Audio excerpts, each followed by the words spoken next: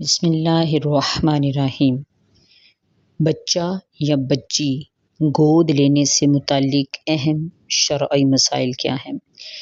بچہ یا بچی گود میں لینا جائز ہے، لیکن جب وہ اس عمر تک پہنچ جائیں کہ جس میں ان پہ نامحرم مرد یا عورت سے پردہ کرنا لازم ہو جاتا ہے، تو اس وقت بچے پر پالنے والی عورت سے اور بچی پر پالنے والے مرد سے پردہ کرنا لازم ہو جائے گا، کیونکہ وہ اس بچے کے حقیقی یا رضاعی والدین نہیں ہیں، اس لیے وہ اس بچے اور بچی کے حق میں محرم نہیں۔ لہٰذا اگر بچہ گود میں لیا جائے تو عورت اسے اپنا یا اپنی بہن کا دودھ پلا دے، اور بچی گود میں لی جائے تو مرد اپنی کسی محرم عورت کا دودھ اسے پلوا دے۔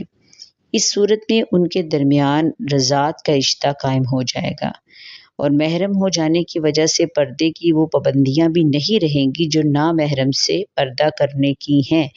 البتہ دو باتیں ذہن نشین رکھنی چاہیے۔ پہلی یہ کہ دودھ بچے کی عمر 2 سال ہونے سے پہلے پلایا جائے۔ اگر 2 سال سے لے کر 2.5 سال کے درمیان دودھ پلایا تو بھی رضاعت ثابت ہو جائے گی، لیکن اس عمر میں دودھ پلانا ناجائز ہے، اور 2.5 سال عمر ہو جانے کے بعد پلایا تو رضاعت ثابت نہیں ہوگی۔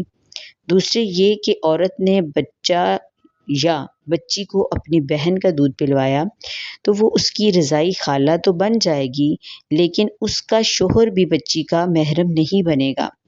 لہٰذا بہتر صورت وہی ہے جو اوپر ذکر کی گئی ہے کہ بچے کو عورت کی محرم رشتہ دار کا دودھ پلوایا جائے اور بچی کو شوہر کی محرم رشتہ دار کا، تاکہ پرورش کرنے والے کے لیے پردے کے مسائل پیدا نہ ہوں۔